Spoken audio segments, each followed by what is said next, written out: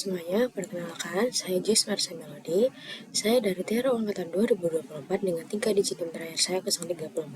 Di kesempatan kali ini, saya akan menjelaskan tentang GPIO dan Digital I/O sebagaimana dari tugas praktikum sistem embedded yang pertama. Langsung saja di sini kita akan membahas secara teori terlebih dahulu. Nah, yang pertama saya menjelaskan apa itu GPIO dan Digital I/O yang perlu kita ketahui.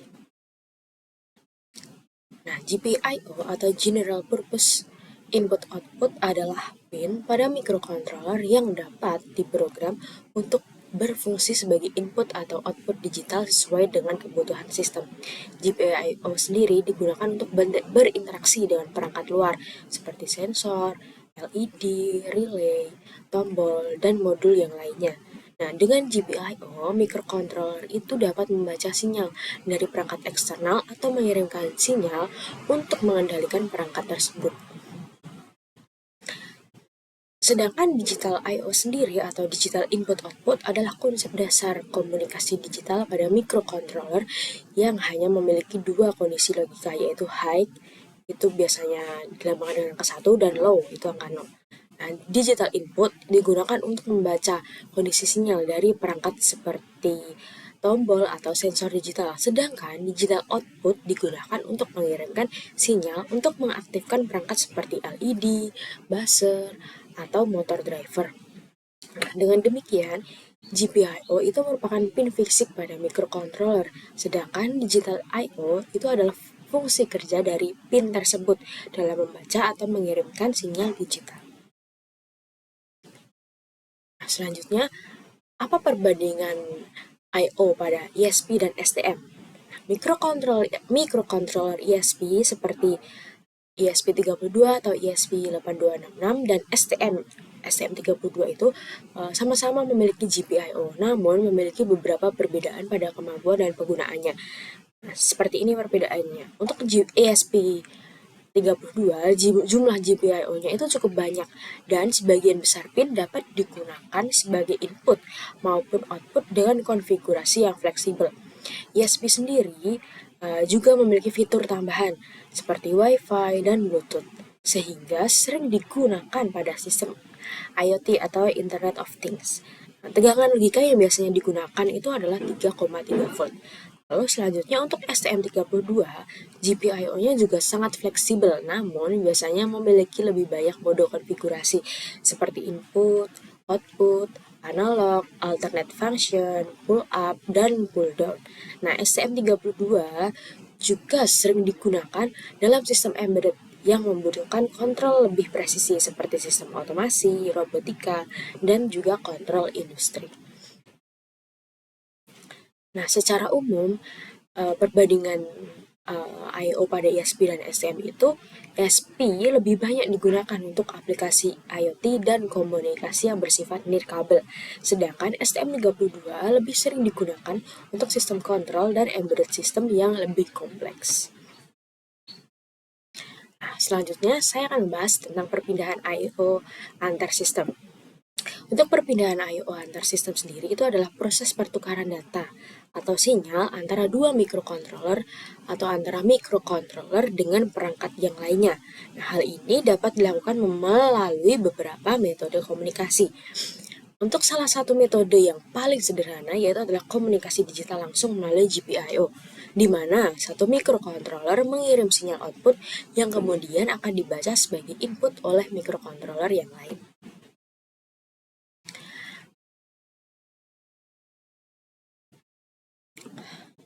Nah, selain itu, perpindahan I/O antar sistem itu tadi juga dapat dilakukan melalui atau menggunakan protokol komunikasi seperti yang pertama ada UART atau Universal Asynchronous Receiver Transmitter. Itu adalah komunikasi serial sederhana antara dua perangkat. Lalu yang kedua I2C, Inter-Integrated Circuit, itu komunikasi menggunakan dua jalur yaitu SDA dan SCL. Dan yang ketiga itu adalah SPI atau Serial Peripheral Interface, yaitu komunikasi serial dengan kecepatan tinggi yang menggunakan beberapa jalur data. Nah, dalam sistem embedded modern, perpindahan I/O antara sistem itu sangat penting untuk memungkinkan integrasi berbagai modul, sensor, dan perangkat kontrol dalam satu sistem yang saling terhubung. Nah, demikian sedikit penjelasan teori dari saya. Selanjutnya langsung saja saya akan jelaskan waktu dipraktekkan. Selanjutnya di sini saya akan menjelaskan sedikit tentang program yang digunakan untuk ESP. Nah, di sini config.h ini tuh adalah itu adalah file header konfigurasi. Nah, biasanya itu digunakan untuk menyimpan berbagai pengaturan program seperti pin, konstan waktu, dan pengaturan untuk debugnya. Nah, dengan menggunakan konfigurasi file yang terpisah ini, program utama itu jadi lebih rapi dan mudah dibaca. Nah, juga mudah diubah tanpa harus mengedit kode utamanya. Selanjutnya, untuk di bagian yang ini, nah, ini ada kode itu dan juga yang ini yang di bawah ini ya. Di line yang ke-89 dan ke-24. Nah, bagian ini tuh biasanya disebut dengan header guard atau yang berfungsi untuk mencegah file header itu dipanggil lebih dari satu kali saat proses compile atau kompilasi. Jika file dipanggil secara berulang itu bisa mengakibatkan error seperti konflik deklarasi. Selanjutnya di sini ada ini yang di bagian line 12 dan 13 itu ada define. Nah, bagian ini digunakan untuk mendefinisikan pin yang digunakan pada microcontroller ESP32. Untuk LED pin sendiri, pin itu adalah pin yang terhubung dengan LED built-in pada board ESP32-nya. Sedangkan untuk define LED eksternalnya itu pin yang digunakan untuk LED eksternal tambahan jika kita ingin menambahkan LED di luar boardnya. Nah, kalau kita menggunakan define itu, kita bisa mengganti pin dengan mudah tanpa harus mengubah banyak bagian programnya. Selanjutnya di sini ada di line 16 sampai 18 ini adalah konstanta waktu. Nah, bagian ini tuh untuk menentukan interval waktu kedipan LED dalam satuan milidetik atau millisecond. Nah, untuk blink delay MS ini sendiri ini akan ada 500 millisecond ya. Ini tuh artinya LED akan berkedip setiap setengah detik. Untuk blink fast MS ini selama 100 millisecond ini tuh digunakan untuk mode kedip yang cepat. Untuk yang terakhir itu define blink show MS itu 1000 millisecond ini digunakan untuk mode kedip yang lambat selama 1 detik. Untuk penggunaan konstanta ini membuat program menjadi lebih fleksibel dan mudah untuk dimodifikasi. Selanjutnya, di bagian debug serial di line 21 sampai 22 ini digunakan untuk pengaturan komunikasi serial. Untuk debug serialnya sendiri itu digunakan untuk mengaktifkan atau menonaktifkan serial debugging. Nah, untuk satu ini di sini ada tulisannya itu untuk debug aktif. Nah, lalu untuk 0 itu untuk non-aktif debug. Untuk serial bautnya ini sendiri itu untuk menentukan kecepatan komunikasi serial antara microcontroller dan komputer melalui serial monitor. Nah, kenapa digunakan ini? Karena lebih cepat dan umum digunakan pada ESP32. Nah, secara kesimpulan, ini merupakan file konfigurasi yang menyimpan pengaturan penting di dalam program, seperti penentuan pin LED, waktu kedipan LED, serta pengaturan komunikasi serial.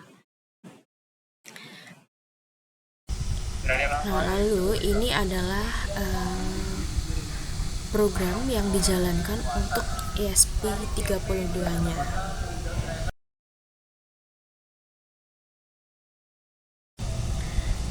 Untuk rangkaian yang kedua ini itu adalah program ketika dijalankan untuk ESP dengan delay 100.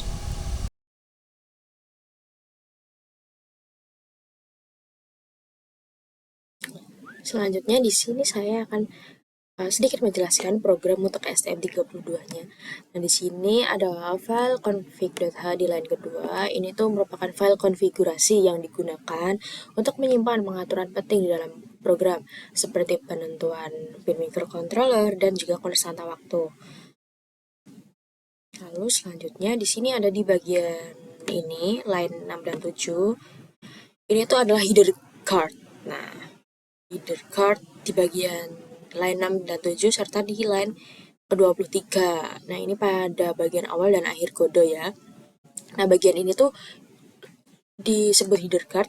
Fungsinya itu adalah untuk mencegah file header dipanggil lebih dari satu kali saat kompilasi, supaya tidak terjadi error duplikasi pada program.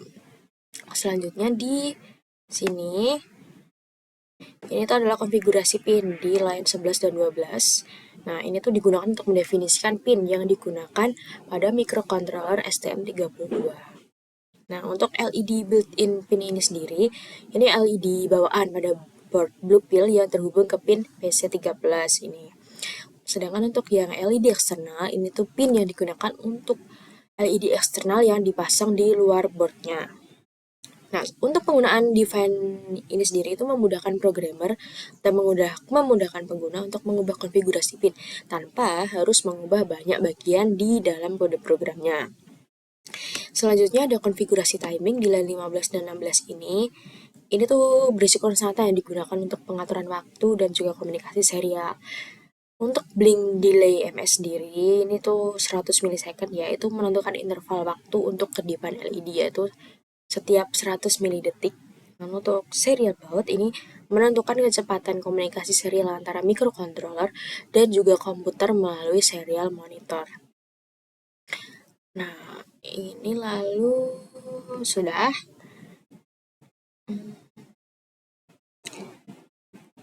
Nah, di sini ada low.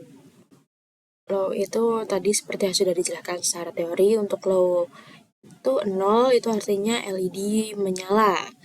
High itu 1, LED mati. Nah, secara kesimpulannya, secara garis besar, program itu berfungsi sebagai file konfigurasi untuk menentukan pin dan parameter penting pada sistem STM32.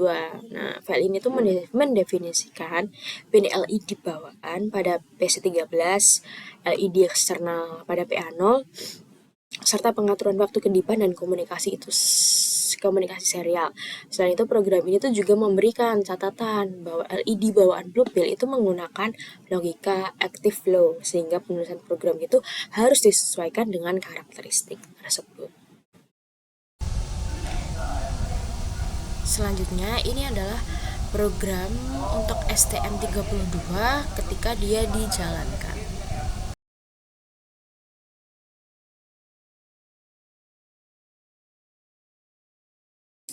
Selanjutnya, di sini saya akan sedikit menjelaskan program untuk ESP32 ketika untuk pull up dan pull down ya.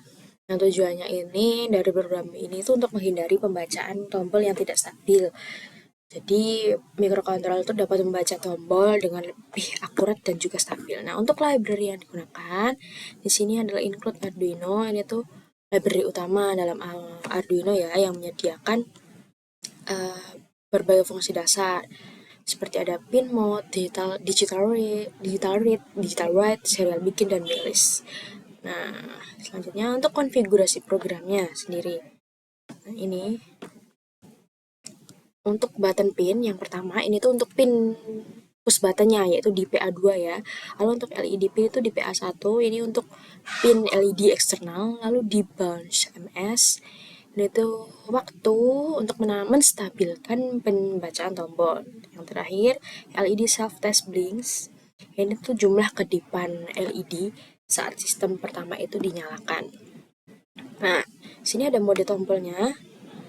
Ini itu pada program itu menggunakan input pull up, sehingga tombol logika itu menjadi ketika tombol ditekan itu logikanya itu low, lalu ketika tidak ditekan itu logikanya high. Nah, di sini tuh juga menggunakan state machine ya untuk membaca tombol dengan stabil, yaitu ini. Nah, untuk penjelasannya sendiri, untuk yang pertama di line 20 ini tuh menunggu tombol ditekan. Lalu yang kedua, ini tuh menunggu stabilisasi sinyal dari tombolnya. Yang ketiga, untuk yang press ini ketika tombol sedang ditekan, dan yang release itu ketika tombol dilepas. Selanjutnya ada variabel program. Nah, ini yang di ini. Nah, ini tuh untuk menyimpan si tombol saat itu juga, yaitu variabel lainnya itu ada ini last button read, itu untuk menyimpan pembacaan tombol yang sebelumnya. Lalu di bounce start time itu waktu mulai saat di bounce. Press start time itu waktu saat tombolnya ditekan. Press count itu menghitung jumlah penekanan tombol, dan LED state itu menyimpan status LED-nya itu on atau off. Dan di sini ada fungsi setupnya ya. Nah, yang ini yaitu untuk komunikasi serial dengan komputer atau laptopnya.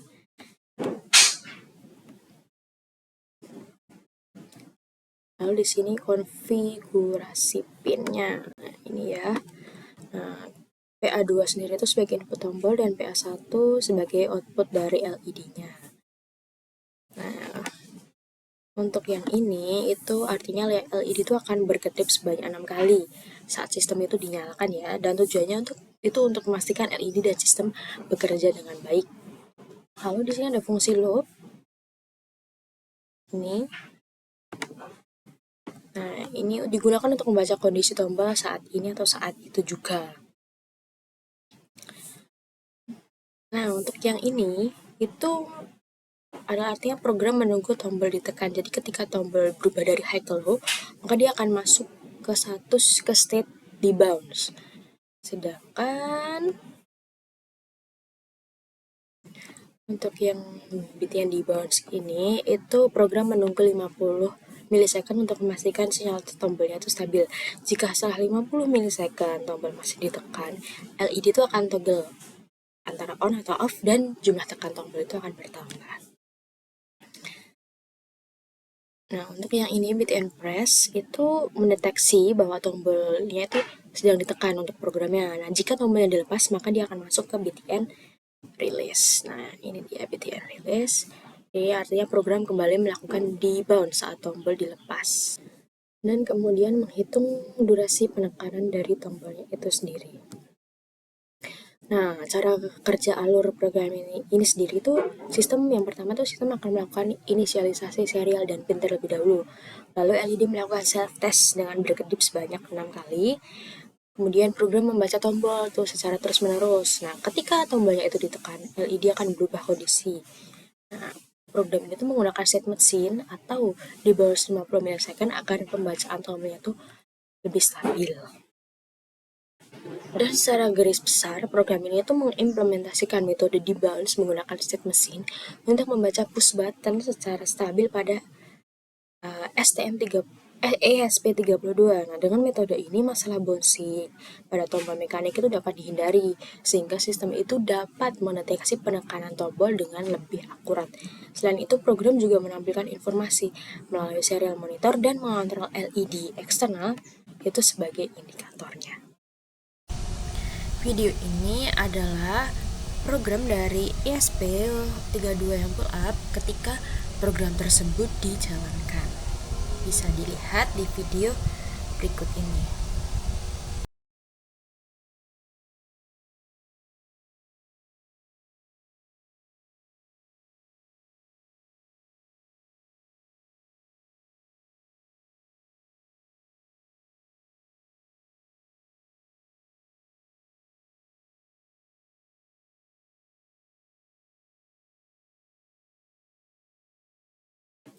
Selanjutnya di sini saya akan menjelaskan sedikit tentang program yang digunakan oleh STM32 tentang yang di bagian pull up. Nah, program itu digunakan untuk mengontrol LED menggunakan push button. Jadi ketika tombol ditekan, LED-nya itu akan menyala, dan ketika tombol dilepas, LED-nya itu akan mati. Nah, langsung saja di sini di awal line 1 dan line 2 itu merupakan library dan file konfigurasi. Jadi Arduino ini adalah library utama yang menyediakan fungsi dasar. Seperti di sini ada pin mode, digital read, dan digital write. Untuk yang config yang di line 2 ini tuh file konfigurasi yang berisi definisi pin dan course data. seperti ada ini LED built-in, lalu ada LED eksternal, ada button pin, dan lain-lainnya. Nah, kenapa digunakan ini? Itu karena program itu menjadi lebih terstruktur dan mudah untuk dimodifikasi. Nah, lalu di line yang keempat ada void setup. Ini tuh merupakan fungsi setup yang dijalankan itu sekali saat microcontroller itu pertama kali dinyalakan atau di reset. Di sini ada inisiasi serial di line yang keenam. Nah, ini tuh untuk memulai komunikasi serial antara microcontroller dan komputer dengan baud rate yang telah ditentukan. Lalu di sini ini ada konfigurasi mode pin. Untuk yang LED built-in pin itu untuk output LED bawaan board, lalu LED eksternal ini sebagai output untuk LED eksternal, lalu button pin di sini sebagai input dengan internal pull up resistor. Nah, dengan input pull up di sini tuh kondisi logika tombol itu menjadi ketika ditekan itu low dan ketika dilepas itu high.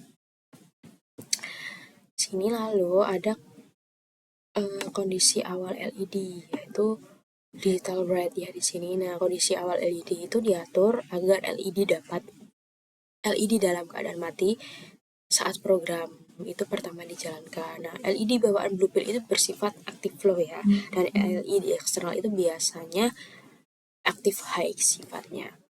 Kalau di sini ada void loop atau fungsi loop ya, ini akan berjalan terus-menerus selama microcontroller itu aktif. Ini lalu di line 19 ini itu perintah untuk membaca kondisi tombol apakah dia ditekan atau tidaknya. Nah, lalu yang ini itu adalah logika program. Jika tombol ditekan atau low, maka ini di dua line ini, maka ketika LED built-in itu menyala karena active low dan LED eksternal itu menyala karena active high. Nah, jika tombolnya itu ditekan, maka ini seperti ini, LED built-in-nya itu artinya mati dan LED eksternalnya itu akan mati. Nah, jadi prinsipnya itu secara keseluruhan programnya itu bekerja itu dengan langkah berikut. Sistem menginisialisasi serial komunikasi dan konfigurasi pin terlebih dahulu. Lalu microcontroller akan membaca kondisi tombol secara terus-menerus. Dan jika tombolnya itu ditekan, LED bawaan dan LED eksternalnya itu akan menyala. Sedangkan ketika tombolnya itu dilepas, maka LED itu akan kembali mati. Video yang selanjutnya ini adalah program dari SM32 kondisi pull-up ketika dijalankan.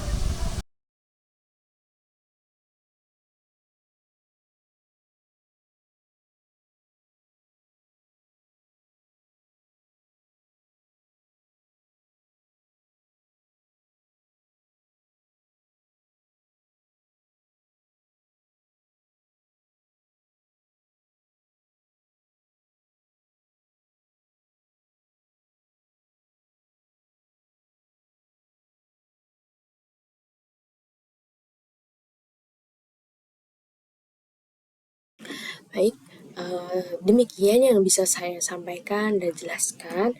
Mohon maaf apabila ada kesalahan dan kekurangan dalam penyampaian. Terima kasih sudah menonton dan mendengarkan video ini hingga selesai.